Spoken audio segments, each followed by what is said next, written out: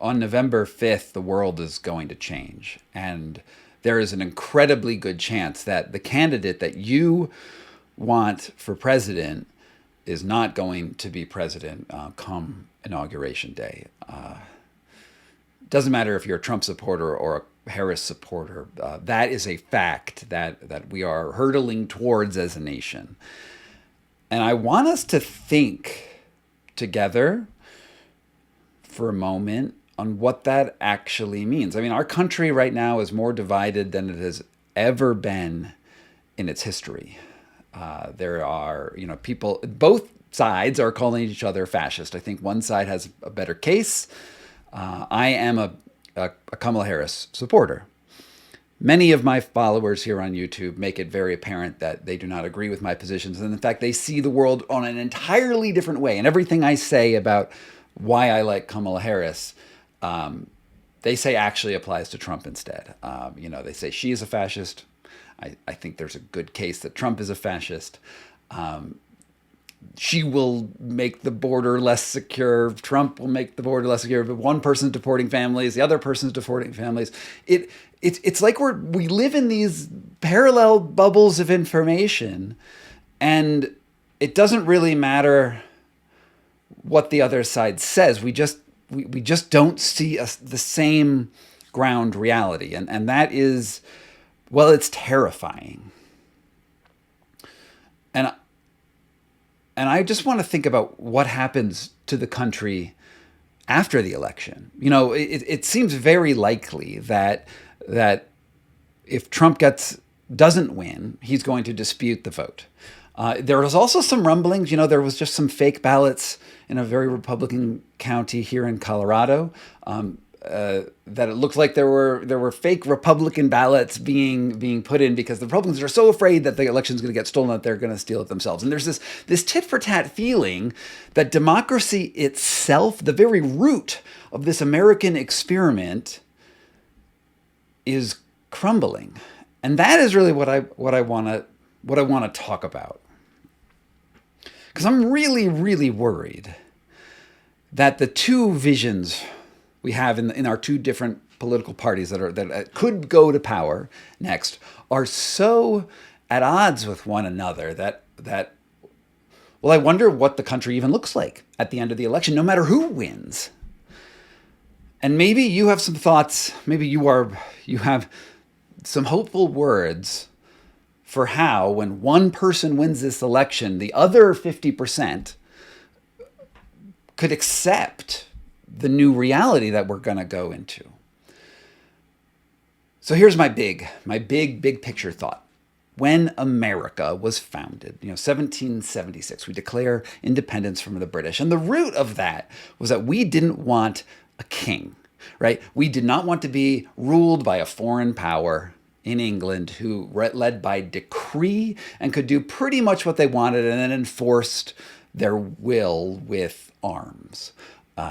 And we rebelled, and it was a coalition of a lot of different colonies that became states, and they didn't agree on everything, and so they created a constitution that had sort of a checks and balances. If you remember your high school civics, or maybe even middle school civics, we had different arms of government that were protecting the sense of autonomy for citizens, and we have this truly revolutionary system where you, my friend, get to vote on a future, what vision of the country that you want. And I mean, it's never truly lived up to its ideals.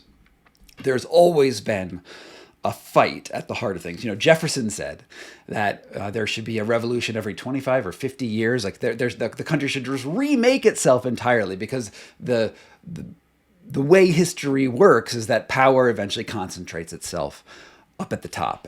And the only way to take it back is, I guess, with the force of arms, because the peaceful transition of power doesn't always happen. And we sort of saw that in the last election, where Trump lost the election and then said the election was fake.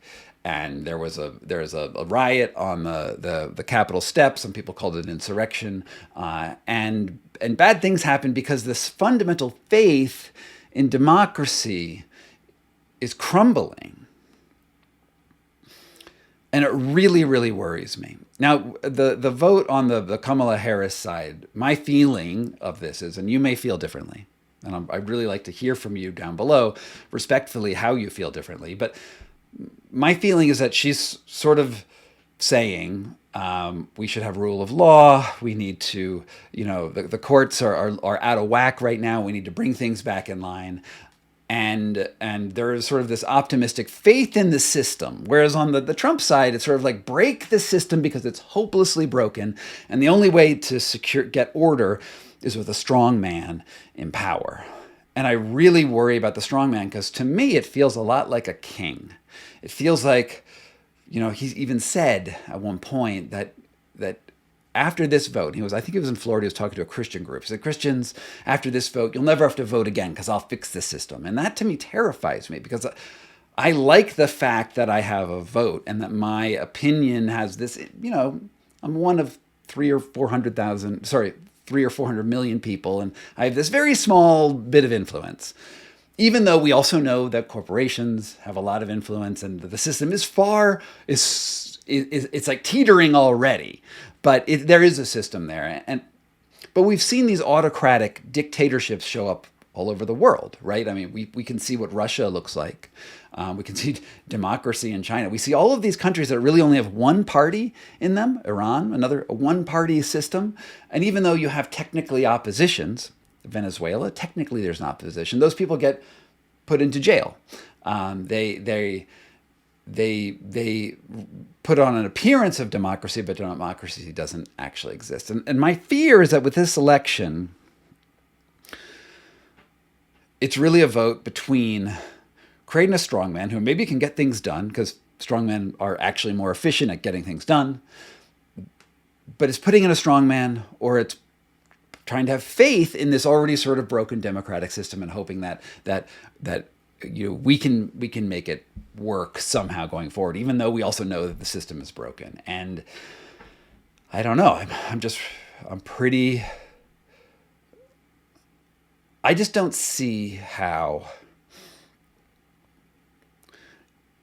if Trump gets elected, I don't see how it's possible to have faith in democracy going forward.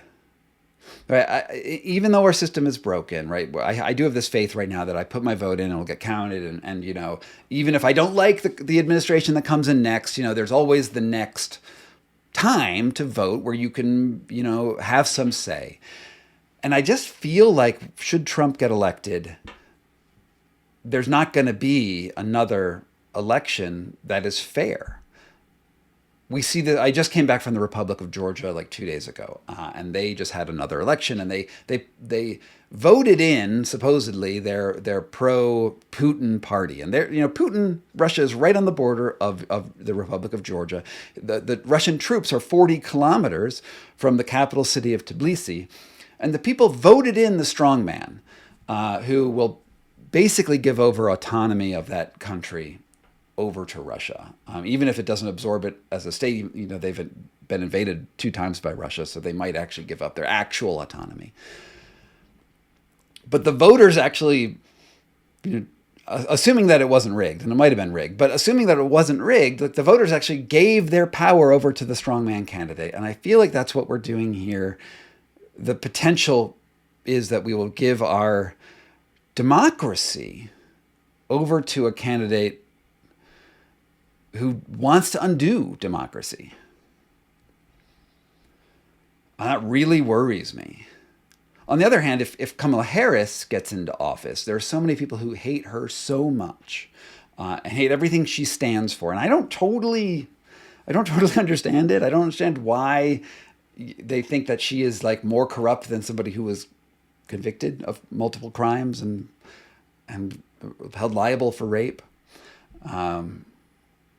But nonetheless, they hate her, and they see the world through a fundamentally different way. You might see the world through a fundamentally. You might hate everything that I stand for. But I think we need to acknowledge that that the world that will come out of this, if there isn't some sort of common ground and some sort of hope that the other side has political say in the future, that where does the country ever come together again? The vote for Trump is a vote for power. And the vote for Kamala Harris is a vote for sharing power. At the very root of everything, that's what it is. It's and the world does run on power, right? You know, there's a lot of anthropological literature and philosophy on this. Is that ultimately law is a form of power. Economics are a form of power. The idea of justice is a form of power. Like if you have a crime that you're accused of, you can go to the court and the court will be like, that's wrong, or that's, you know, you're innocent or you're guilty.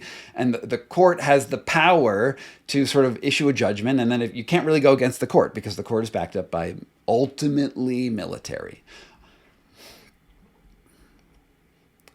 I think the people who really believe in Trump believe that his economic policies are ultimately going to be stronger and America will become a more powerful entity in the world, and that will be good for all Americans. I feel like the people who want Kamala Harris believe that America is already powerful, and the issue is allocating shares of power in a more equitable way. I think that's what ultimately is here. But if Trump gets elected and he undoes the ability to exercise political power at the individual level through voting, then I don't know if the democratic vision of sharing things will ever happen again. If Kamala Harris gets into office, I believe that the people who voted for Trump already believe that she has rigged the system, or big money has rigged the system, and that the system was broken anyway. So that's why they needed a powerful person in office in the first place. And those two positions are not, they don't come together again. And I'm worried. The future that I see going forward is potentially not about the underclass, the people who are trying to vote together, but I see a future of oligarchs. I see people like Elon Musk and Jeff Bezos and Warren Buffett. You could say George Soros. You know, the mega wealthy, the billionaire class. Those are going to be the people that I see have the power, and this is essentially the same way, the same reason that Rome ultimately fell, right? You know, they had a republic, and the republic began to fail for a number of historical reasons.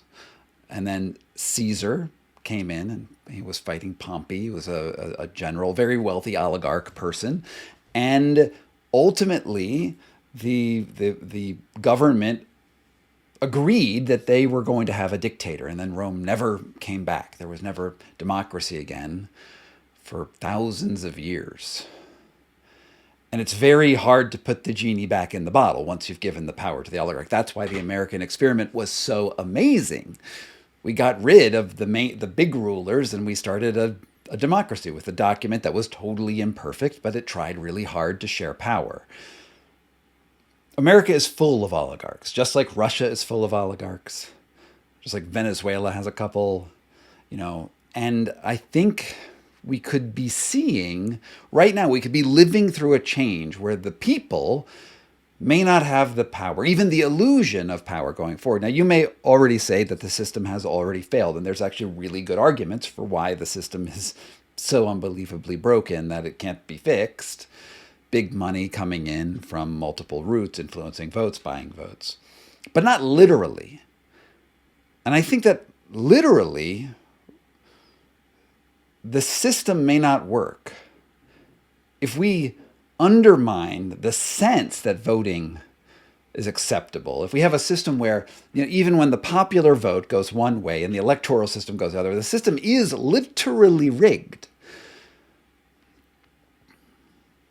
And can we have faith in an America where people don't believe in the fundamental underlying system? And if we don't, then what does it look like? I fear that in my lifetime, in your lifetime, in the coming months, we might all be going through a different iteration of life in America. That that the way you have or we have participated in this democracy may change. And that is the question that's on the ballot right now. I don't see Trump supporters accepting a result. They've already pretty much said that the system is rigged, and if it goes Kamala's way, it was an invalid election. And I can see Democrats saying the same thing.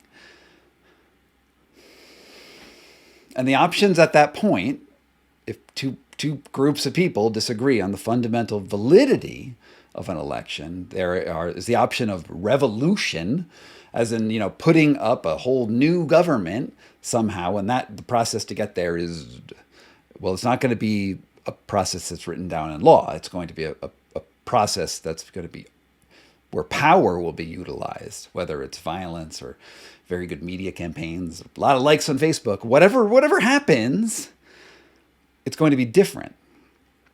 And it could be bad.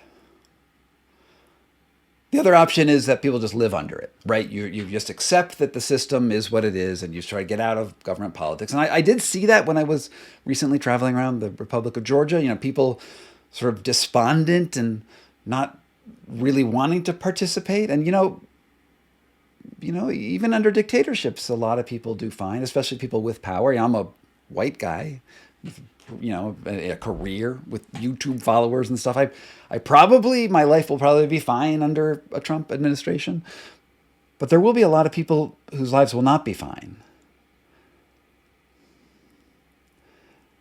And those people are going to be really angry. I don't know. You have your opinions. Maybe you're definitely going to vote for Trump because you're sure that Kamala's the worst possible person. And maybe you're voting for Kamala because you think that she's the best hope. I don't know. But realize that the issue on the ballot right now isn't something that we can just say is unimportant. It's vitally important. And you are living through and participating in historic times. So keep that on your minds.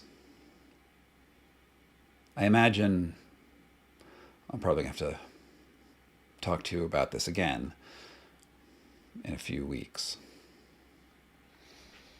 Thanks for being here and for listening to me. And I know that you have your own thoughts that you've been chewing on for a long time, and I'd like to hear them. I'd like to know if it's possible to have a discussion where we try to share a reality, where we actually see the same objects out there, and we have a understanding of the world, not just you putting clown emojis down there and just disregarding what I think is a pretty serious issue. Maybe not you, but other people. Look in the comments. You'll see what it looks like. Thanks for being here. I appreciate it.